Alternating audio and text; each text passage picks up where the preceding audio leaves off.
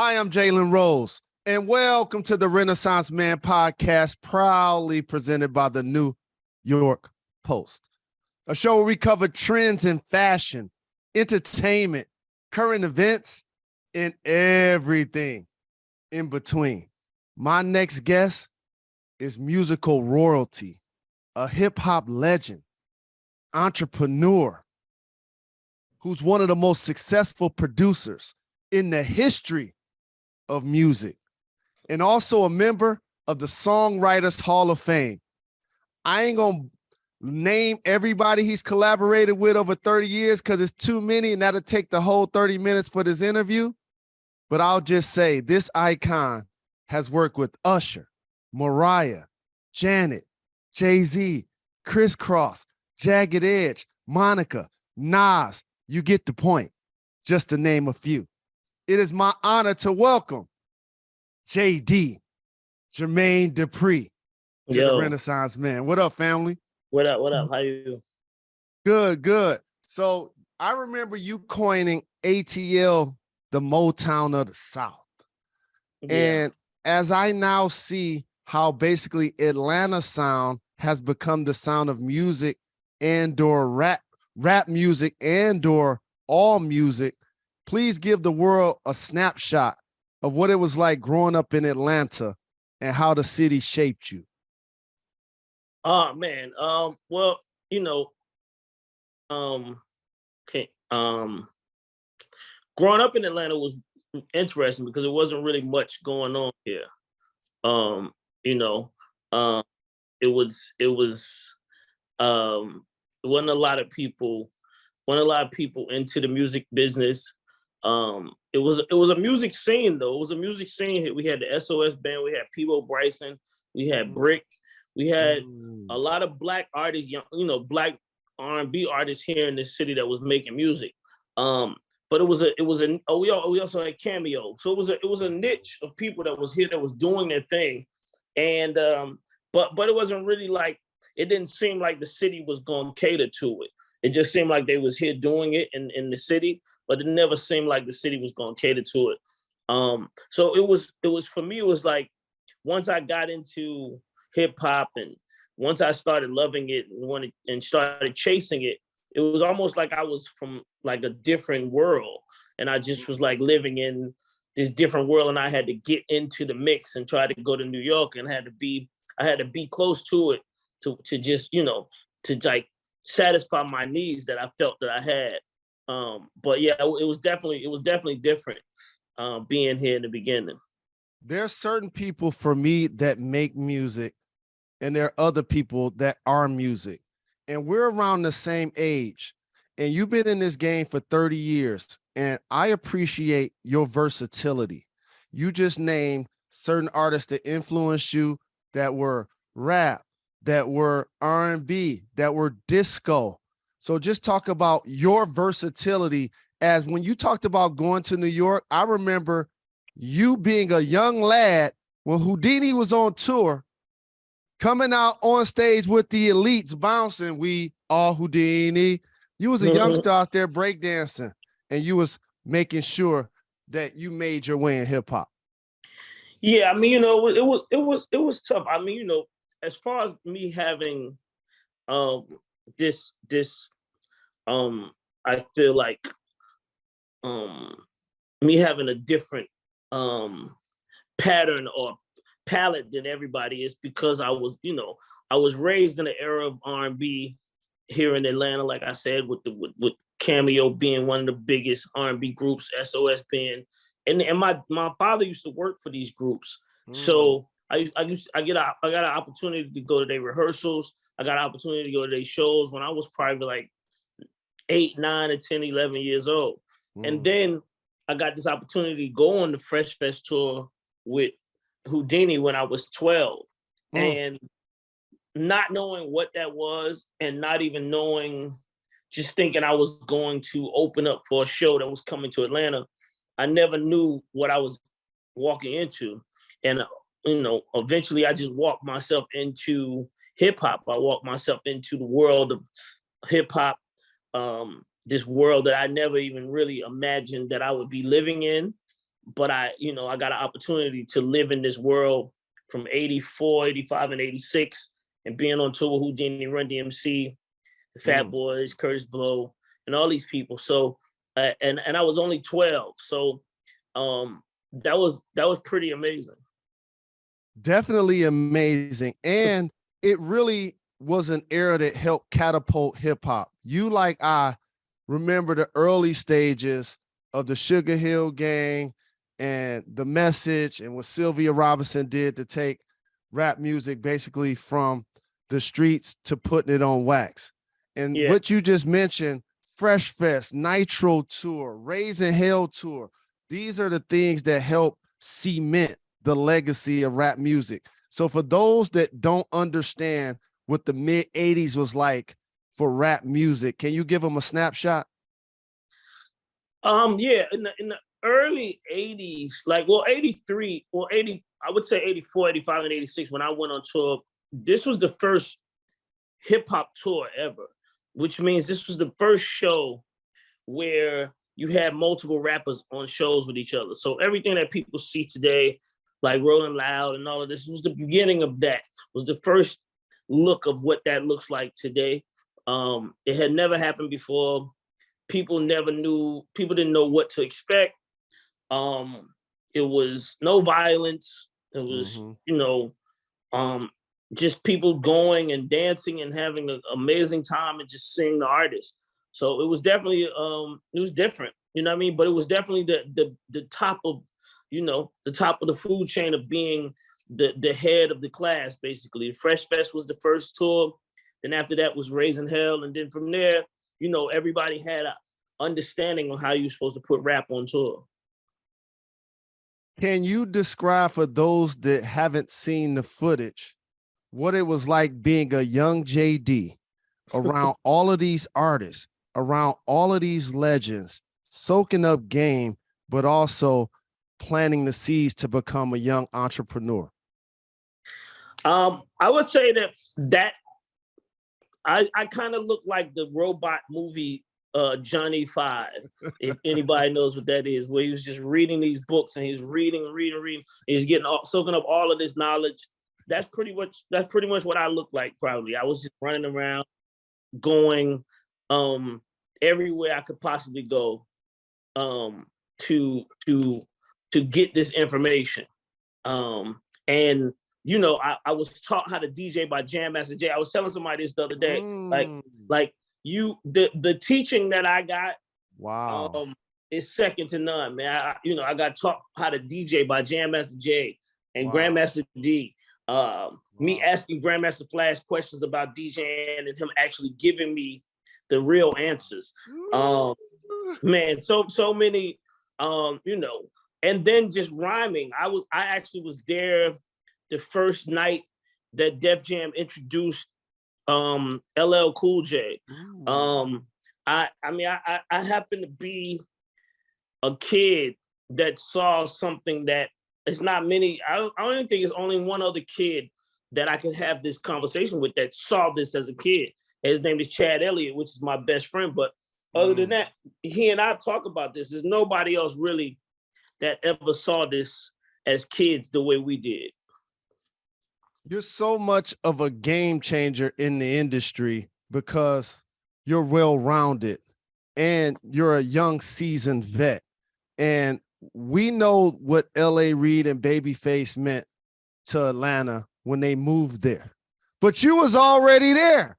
And at 18 years of age, you became a producer with a #1 record. Yeah. Tell me what it was like during the early days of your career as a producer and as what I call a kingmaker in a lot of ways.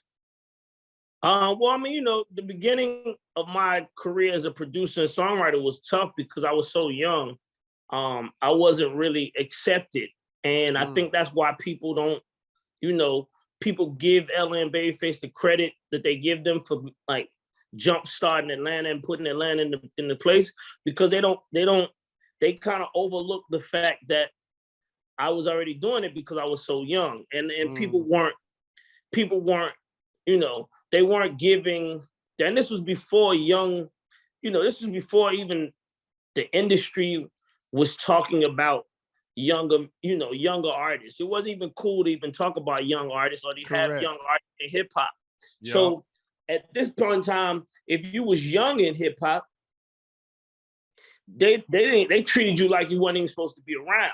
You know what I mean? So all of this, Unc and OG and all of this stuff, that type of talk didn't even exist because it wasn't nobody young to call nobody no OG. And the OGs was the only people that ran the game back then. So for me being in the game and that early and then coming up with Crisscross, they still was treating me like I was an alien. They was treating me like you here, but you ain't really supposed to be here. And what was it like for you understanding not only do I got to earn my respect, but take my respect? And I want to also reiterate something I said that you just piggybacked on. You was already there doing it. I've been telling people this forever. So I'm glad you're on the show so I can acknowledge this. So you ain't just an artist, a rapper, a DJ, but you also a songwriter, a producer, and a curator of talent. You've taken seeds like Crisscross and the Brat and have brought them to mainstream America. So talk to me about that process of identifying talent, but then turning that talent and So Def music into such an iconic label. I mean, like I said, I got my thirst when I was 12, 13 on this tour. So I like I said, I learned from the best. And they put this want in my body where I just wanted to be part of hip hop. I wanted to be known. I wanted to make my mark. And once I started producing, and that became my love, it became very competitive, but it also became something where I knew that it was going to be even tougher for me because I wasn't from New York. I'm from Atlanta. Right. And at the time when I was coming, Atlanta was not cool. People from up north used to give people from Atlanta hell. We country, y'all don't know nothing about rap music, blah, blah, blah, blah, everything. I heard it all. Right. And when Crisscross came out, I changed that scope. I changed the look. I changed the idea of people coming to Atlanta. I started people thinking, oh, wait, Atlanta, wait, they from Atlanta. And Crisscross was so big that you had to pay attention to where they was from. You had to get into the Crisscross story. And at that point, that's when I started realizing that I should have my own label and I should, start curating my own artists. Crisscross weren't on So Def because I didn't have a label at the time. They were signed to Rough House Columbia. I got them that deal, but I still didn't have my own label. Once I got the Crisscross situation, I realized I'm telling these kids exactly what to do. I wrote their music. I did this. I'm actually telling the label what to do. I should have my own label. So I started working on trying to get my own label. And, the first group I signed was Escape. And Escape, people looked at me like I was crazy because I had an R&B group that I wanted to put out first, as opposed to a rap group based on what they saw with Crisscross. And I knew at that point I wanted to make sure people knew that I was more versatile than just rap. I loved R&B. So I wanted my label to speak to both. And I also wanted to speak to both as a producer. Quincy Jones being my favorite producer, Teddy Riley being my favorite producer, and these guys I look up to. So I was trying to build and create a person that was like hip hop at the same time, as well as these two iconic producers that I looked up to. And that was it. And at that point in time, I knew how important it was to try to put your city on. So I started trying to, point every arrow that I could to Atlanta. And this was before LaFace, by the way. Way before. And Detroit and Atlanta got a kinship. And you just said a name, Quincy Jones, also Motown Records. And I've watched you embody so many things and follow in his footsteps of the guy who laid the blueprint. But I want to acknowledge something. So many guys that oversaw labels, whether it was Death Row, Bad Boy, Rockefeller, Rap A Lot. All of those great entrepreneurs were different than you in a way because you were also and still are a musical genius. So talk about the balance of being a mogul, an entrepreneur, and running a label, but also curating talent, writing their songs, being on tour. What was it like for you kind of being in the kitchen as the master chef? I mean, being in the kitchen doing that and paying attention to everything. I was thinking about it this morning. It's you know, it's tough, man. It's definitely not easy. Because you know, as the boss of the label, you got a whole staff of people that's waiting for you to introduce them to their next project. But at the same time, you have to introduce yourself to your next project. You have to introduce yourself to the project and then take that project to your label. And you know, it's a crazy job because you got to stay on top of what you're doing. But you also, you know, it's people like I said, Berry Gordy being the best that ever did just that. Creating labels, finding artists, and putting them out, and dressing them, and figuring out how to do it. You know, studying is really, really important. A lot of people don't work in this business because they don't pay attention to a lot of people that came before them. It's really important that you study. I mean, it's the same as any other game, but studying is very, very important. And I, you know, like I say all the time, Berry Gordy is the best that ever did it in that field, as far as writing the songs, putting the artists out, creating a company called Motown, and making the world know what it was. I used every bit of what I saw him doing and tried to put that energy into Atlanta and So Def. And I'm glad you clarified Berry Gordy, Quincy Jones, both legends. We want to make sure we pay homage to them. What is it like for you to be somebody to help kick down the door for Atlanta, create an avalanche to the point where now it's been basically said every artist now basically sounds like they're from Atlanta? Oh, it's amazing. Like I said, I was just thinking about. I'm talking to myself earlier. I was talking to myself about what we're gonna do here in Atlanta for Hip Hop 50, right? And I was, you know, I have to have these conversations with myself, and I was telling myself that, I mean, you know, ain't nobody really did more in Atlanta for hip hop than me. Facts. People that think they have, and it's people that people think have. But as far as, like, you know, bringing out as many artists as I brought from this city, the things that I introduced to the city, the things that I've shown to the city, and the people that I brought to the city, I had to really have I'm really having this conversation with myself because yesterday I went to this book signing for Pinky Cole, who is the CEO of Slutty Vegan. And this is another $100 million business that just emerged from Atlanta. And I've been vegan for 19 years, right? So she was telling this, I came out to tell her how inspired I am by watching her take her company from being a food truck to a $100 million company at this point. And she said, Jermaine, I want to tell you one thing.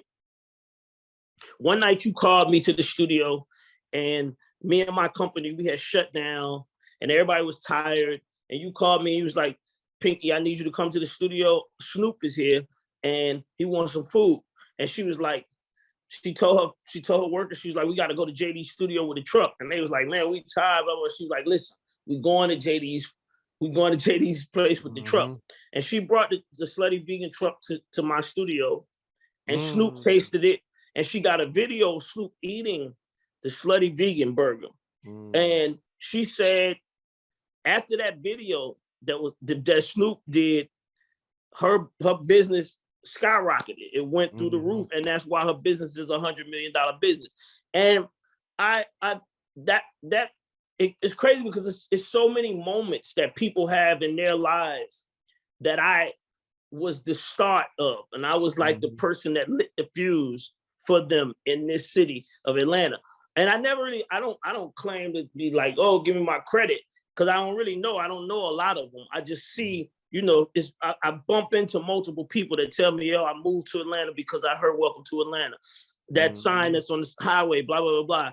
Yep. Yo, would you please put that highway sign back up? So it's so many people that, so like I said, when I'm talking about this Hip Hop 50, the thing, I've been talking to the mayor about us putting the sign back up for the 50th birthday of hip hop, and letting that become an Atlanta monument, as opposed to just being Jermaine Dupri's selfish fly billboard. You've been humble for a long time, brother. That's why I couldn't wait to get you on the show.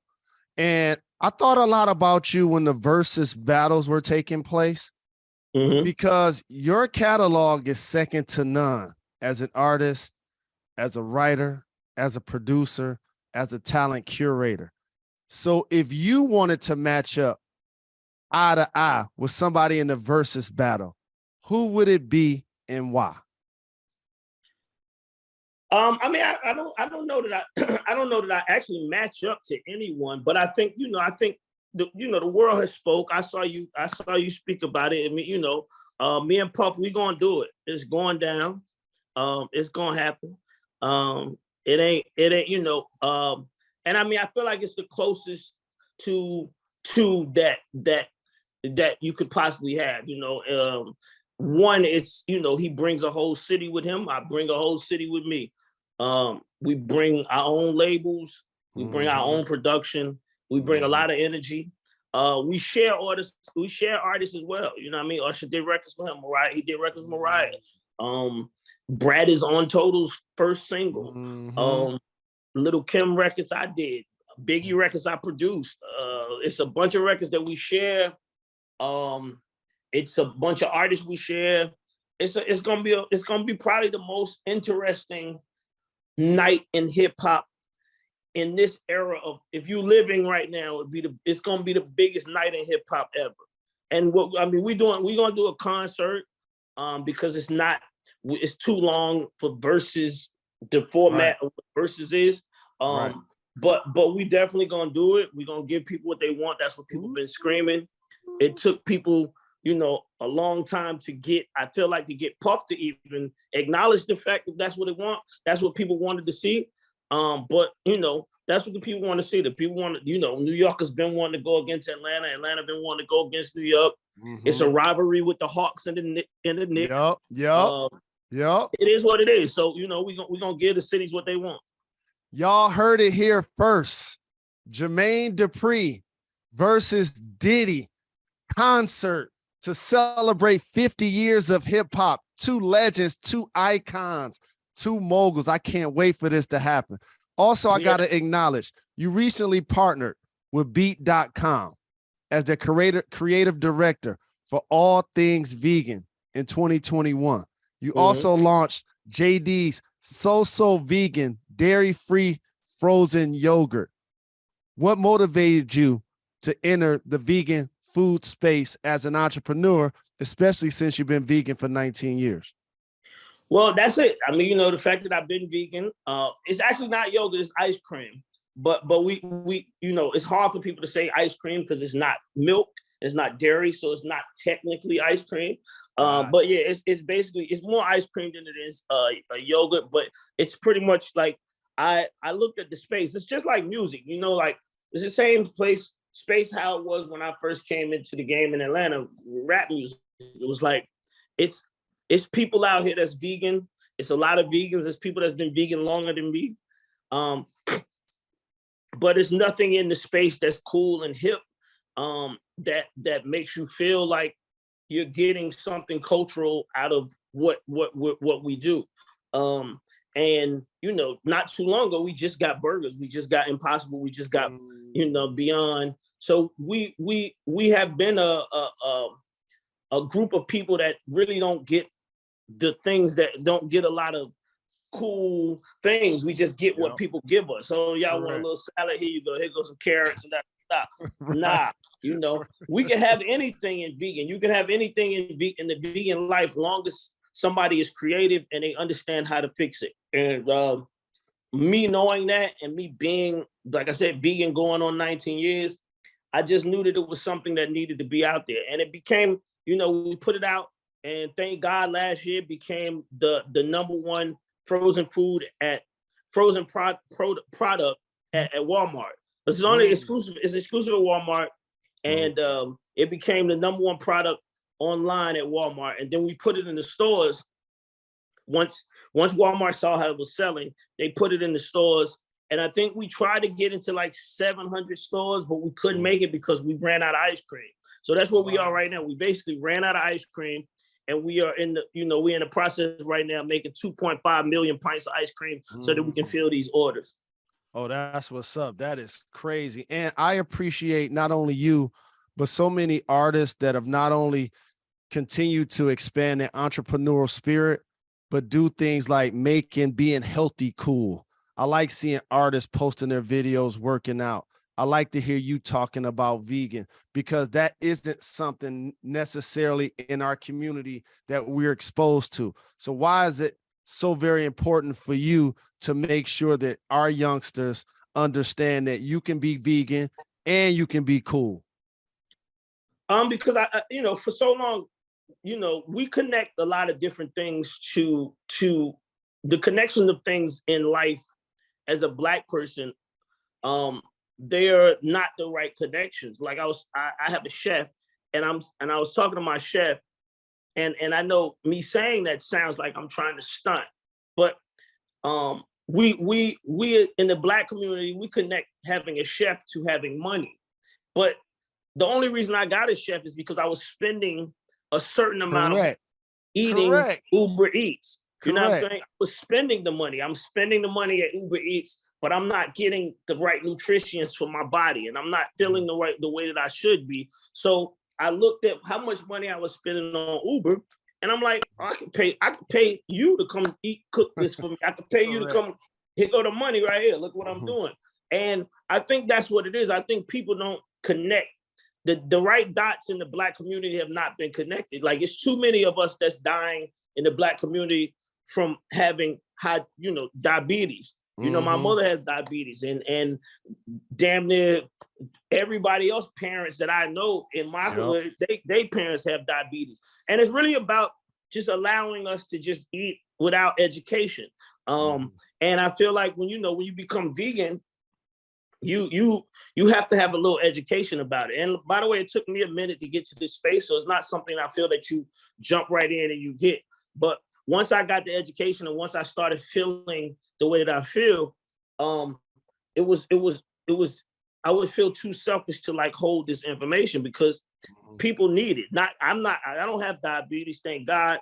But for the people that do, becoming vegan definitely gives yourself another chance to live if you have diabetes. It cuts down on everything that you got problems with in your body. Correct. And these are facts. This is not me telling you from a Jermaine Dupri standpoint. This is a fact that if you can figure out how to eat healthier, your chances of living are a lot longer than what they actually are.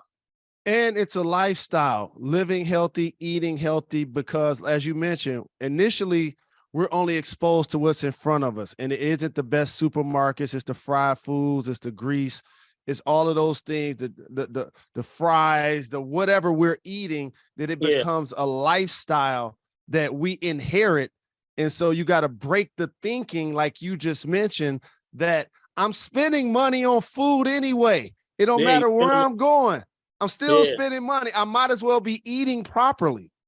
Yeah, people tell me every day, they're like, man, when I go to Whole Foods, man, they food costs so much money. And I'm like, what about when you go to the steakhouse that you go to every day? You spending the same money, right? It's like, but it's just like I said, it's just the way that they got their dots. You just got to change it around and understand like how dairy, what dairy actually does to your body. I feel like especially as brown and Black people, we all are lactose intolerant. I feel like we all are. I don't feel like it's just one of us or two of us. I feel like this is our make. Our make is this way. And I know people don't want to hear this, but it's not. Our bodies are not made to have cow milk in them. I mean, I know people, you know, we do it every day. It is what it is, but you'll see the difference if you take that away from your body and how you feel and what happens. You'll be like, wow, you know? So it's a lot of things. Like I said, it's just an education though. Absolutely. And as hip hop turns 50, we've had homicides in our community and in rap music. And it's been recently said by multiple artists that being a rapper is the most dangerous profession. As somebody that's grown up in this game since you were 13 years of age, you got mansions, you got all of these things that you've done because of your musical prowess. What do you think when you hear that? The same thing I say, man, Jalen. It's to me, it's everything is education with me. You know what I mean? I don't want to sound like I'm a teacher or nothing like that. But when I say education, I mean, you know, if you ain't out here in the field, right? And that's what I mean by education. Being in the field allows you to understand what's going on. If you know, you have to get out here and see what's going on. I feel like that's the biggest problem in hip hop now is that rappers don't go to clubs unless they getting paid. Rappers don't go see other people's shows unless they gonna come out as a feature. They don't actually live the life to understand what's happening in the life. So therefore, when they go somewhere with their jury on, a lot of times they don't even know where they at. To not know that they shouldn't have it on. You know what I mean? Like I've always grown up knowing. I mean, you know, when I was on the Fresh Fest, one of the biggest first fights at, you know, in hip hop was Long Beach and Compton getting into a fight at the Fresh Fest. And me being from Atlanta, not knowing anything about gangs or anything, I learned that night about LA. I learned about LA, I learned about Long Beach, I learned about Compton. And you know, and I learned it from a street standpoint. I didn't learn it from the people of Los Angeles telling me in a certain way. I learned it from a street code of understanding. Jermaine, when you come out here, this is da da da da. So it's you know, this is a street music. This is not a college Yale Morehouse music. This is the music that comes from the street. Rap, hip hop is a genre that came from the streets of the Bronx. It's not, you know, we can't sugarcoat this. This is where it comes from. It comes from the streets. And if you don't learn the history and the education behind it, the streets will gobble you up. The streets been doing this to people before I was even born. You know what I mean? Before me and you, the streets are what the streets are. You know what I mean? And the only way you survive in the streets, period, is to have education and educate yourself and the understanding of what shouldn't be done. And like I said, a lot of these kids that's getting in this, they don't have that education. They claim to be street kids, but they ain't really did the grind work to go out here and see, hey, you know what? I was at this party the other night. That might not be, you know, that might not be the spot I need to be at, you know. And you know, it's crazy because when Lou Will first came into the league, I went to see him in Philly, and he told me that when he got, I might not be saying this, but he told me that when he got to Philly, the coach took him to a park in the hood in Philly and dropped him off.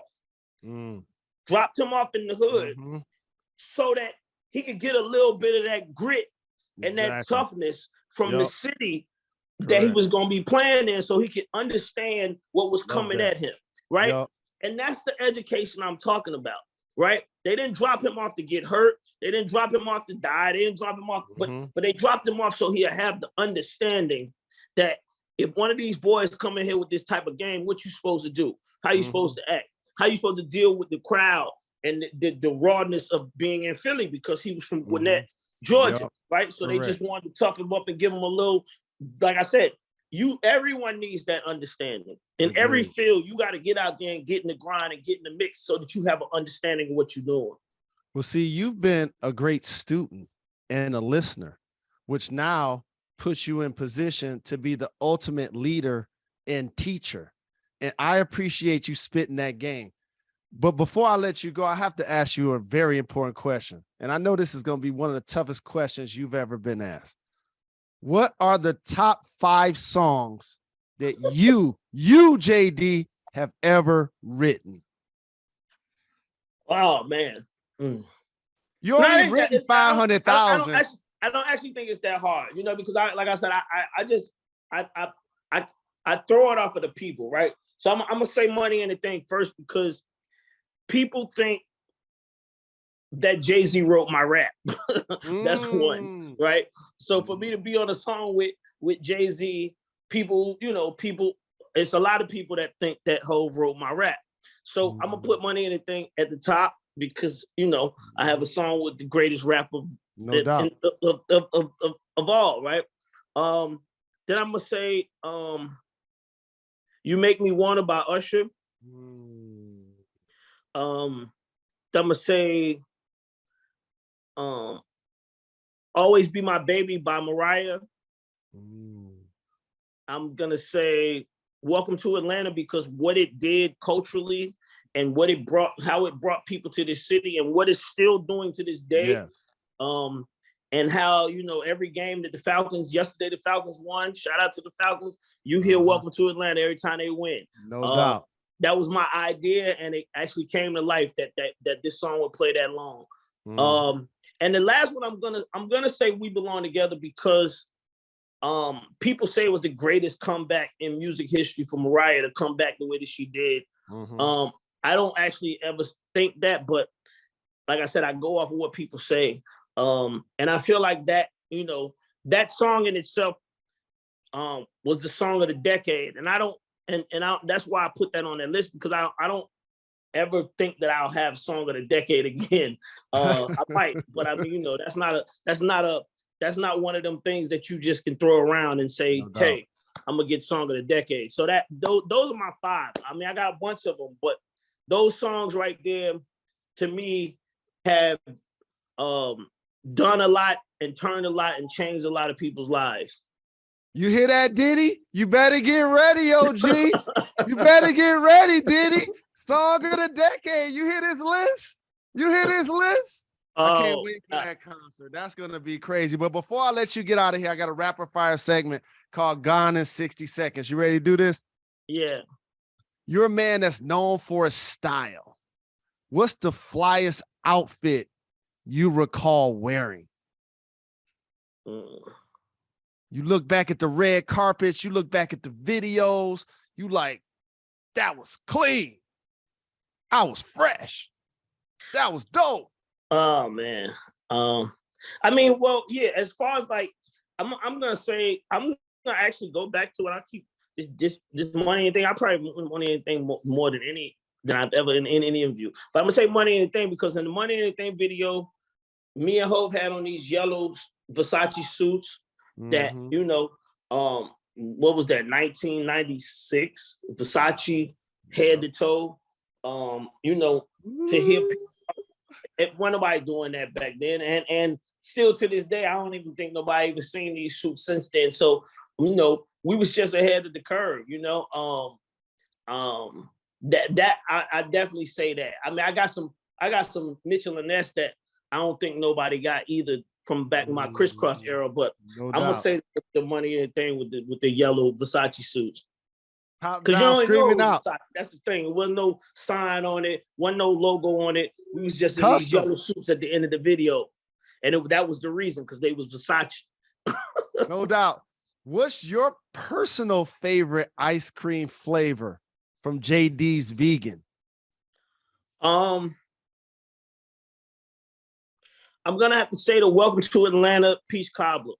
And that's, I created this peach cobbler to represent Atlanta, so I call it the Welcome to Atlanta peach cobbler, and that's the one. Oh, we need that. I need to, as soon as I get, I literally just rolled past Slutty Vegan when I was in downtown Atlanta a week ago. I'm about to come represent you and go support her. I have to ask you, which of your past collaborations do you think you have not? Let me ask this again. Name someone that you've collaborated with in the past that you're gonna collaborate again in the future? Hmm. You got a list. You got a list. Yeah, man. You got a laundry list. Oh man. Someone I collaborated with in the past, collaborate in the future. I'm gonna say Nas, because I just had me and Currency have an album coming out. That's a collaborative album between me and Currency. And he and I just made this song, and we were saying we was gonna put Nas on it. So Nas will be that person that I'm hoping. Y'all look out for that album with Currency and JD. We got to get Nas to come represent. He's been on this show. He's doing this thing with KD3, him and Hit Boy, but we need him with JD as well. Last, looking forward to the future of hip hop. Who's an up and coming artist that you think deserves more recognition?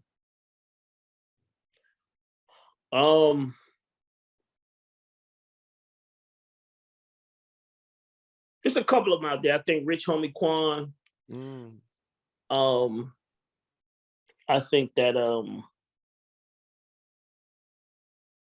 I definitely feel like the Baby is getting his recognition, but I feel like the Baby is he's still got so much more growth to go, and I can't wait to see where that's going.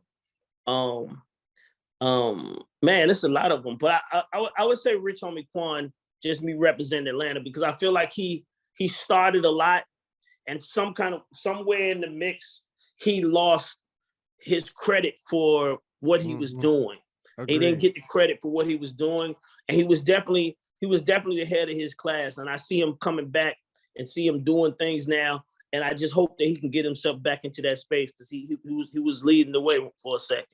He can and he will have us do the Quan, do the Quan. He's dope. You're dope. 50 years of hip hop. The legendary So Def, Jermaine Dupri. Thank you for joining the show, family. My brother, thank you.